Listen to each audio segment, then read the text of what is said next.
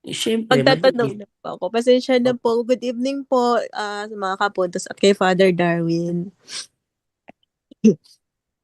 sige, go ahead eh. Ano po, Father Darwin, tanong ko lang po, possible po kaya na ah, naapektuhan po yung pag-iisip ng isang tao kasi po yung mga anak po niya ay iba-iba po ang relihiyon. Like yung anak niya, yung isang anak niya Baptist, yung isang anak niya Foursquare, tapos yung isang anak niya ay NC.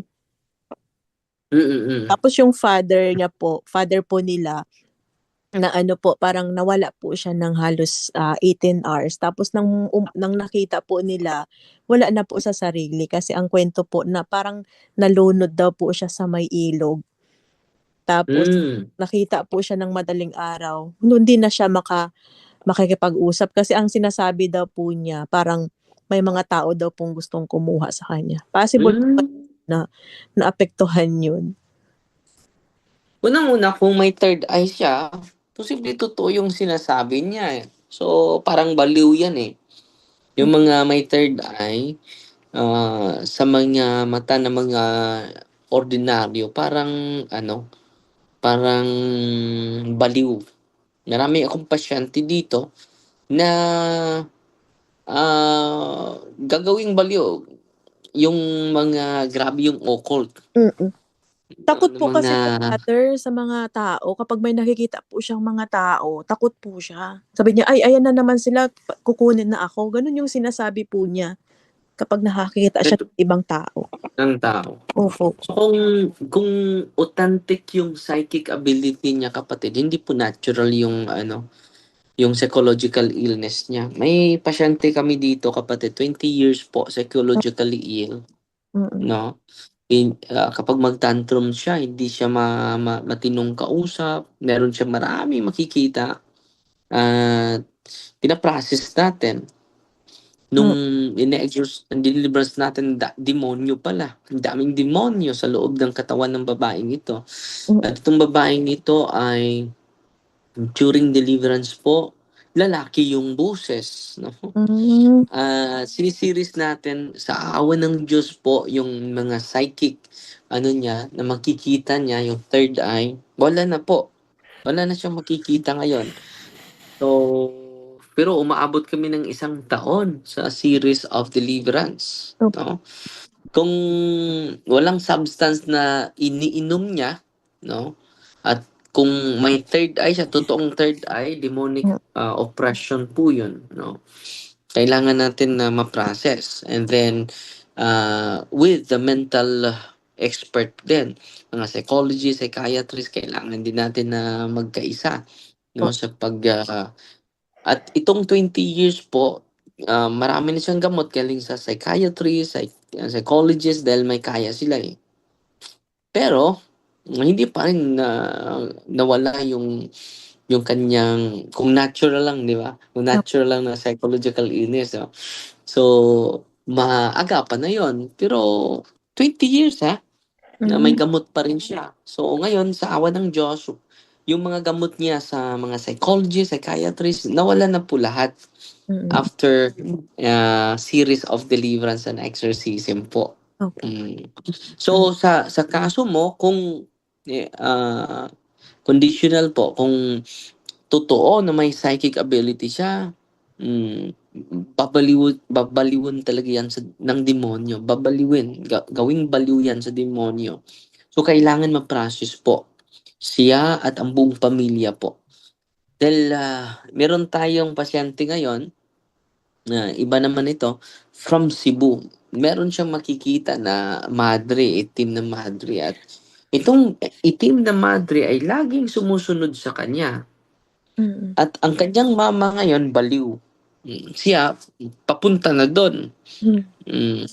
So, nandyan siya ngayon sa office ngayon, pinaprocess natin. So, 2 weeks na po, simulan na nakarating siya, nandun siya sa office at pinaprocess natin. Opo. At sa awa ng Diyos, may malaking improvement po. Hindi na siya takot, hindi na siya makakita sa madre. At Mm. after deliverance and solemn exorcism, kapatid, may babae na naman magpakita sa kanya, hindi na po madre. mapakita sa kanya. Mm. Puro buhok. Buhok ng babae mapakita sa kanya. Ngayong araw na ito, tinanong ko siya, "Kumusta ka na?" Dahil may ipa-pray ako sa kanya, yung closing, solemn closing the occult third eye. Oo. Mm. So, every time, makakita ka, i-pray mo 'yan. And then gamitin niyo yung sacramentals. Sabi niya sa akin, "Father, malaking improvement ko ngayon." 'No? So, kung hindi ito naagapan, maging katulad siya sa nanay niya. Hmm. Dahil, may makikita siya na hindi natin makikita. Opo. So yun po ah, yun po ang naranasan. Pero kung psychological yan, natural yan, we need psychologists, we need psychiatrists dahil, ang tao ay hindi lang spiritual, Hmm. kundi physical sad and psychological, di ba? So, Opo, kasi ako mm, psychology. So yun po yung parang naano ko din po sa kanya kasi yung mama po kasi nun parang nabaliw din po yung hmm, opo, kumbaga parang may history po sila ng mm, yung may mental health problem, may gano'n po silang history. So, parang yun yung naging ano po ng mga anak niya, baka namana daw po doon sa lola, yun po. hmm. Opo. Posible sa mga occult at puwede din hereditary, 'no? Puwede Hmm. din hereditary. At kung mag-combine talaga yung mga sciences, Mm. ang mga psychiatrist at ang mga, ang pari, 'no? Dahil minsan ay i-generalize na natin, eh. Baka ano ka, na-pass mo ka lang, 'no? Mm. Baka may kaliwat kang buwang na gano'n, 'no?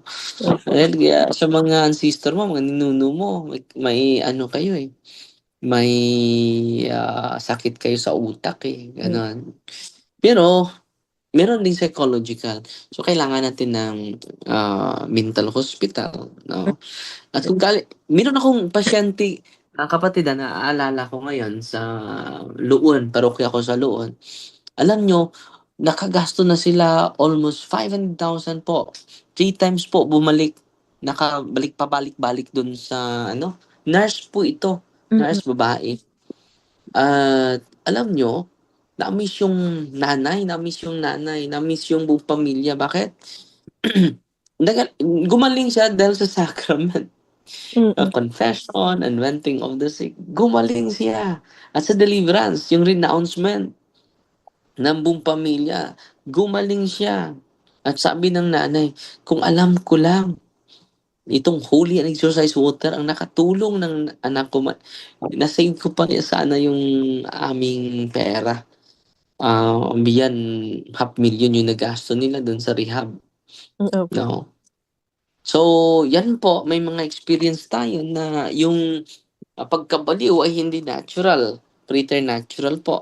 So, sa awa ng Diyos, normal na normal, nandun na siya ngayon sa labas ng bansa na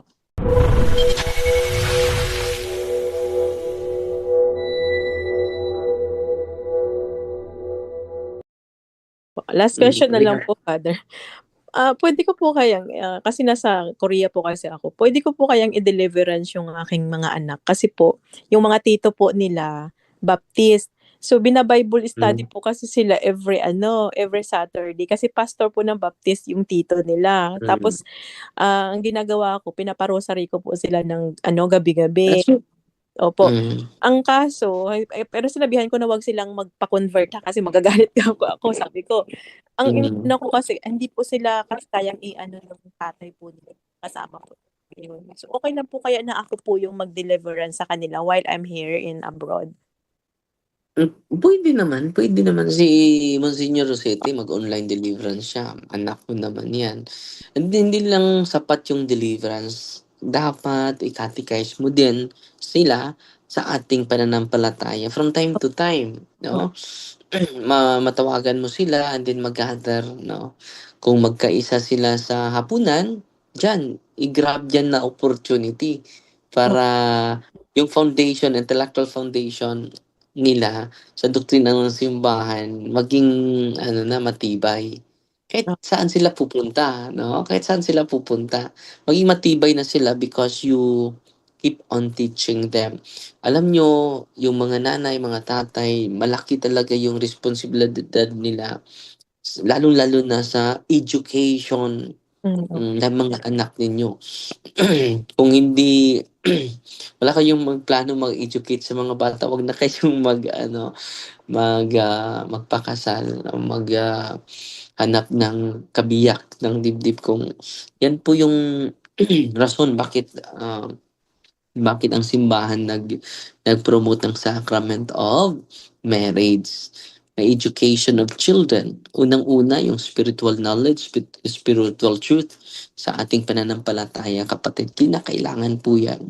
So Yes. mga tatay, mga nanay, dapat kayo ang una na maka-influence sa isipan ng mga bata. Ang nangyari ngayon, iba na yung nag-evangelize sa kanila, no? Ang nag-evangelize sa kanila, yung Facebook nila, yung YouTube channel nila na paborito. Mag-ingat po kayo. Dapat tayo may influence sa pamilya natin. Hindi natin hayaan kung pinahintulutan ninyo na iba na yung mag-influence ng mga anak ninyo, ng mga pamangkin ninyo, no? We have a great accountability before the Lord, no? So, kapatid, i-grab mo yung opportunity na maka-evangelize tayo. Yes po. Let us use the social media to evangelize the people of God. So sa pagkain, i-grab mo yan. Walang cellphone muna, no? Walang cellphone muna. Walang kumakain sila. You keep on sharing a lot of things in relation to our faith, kapatid.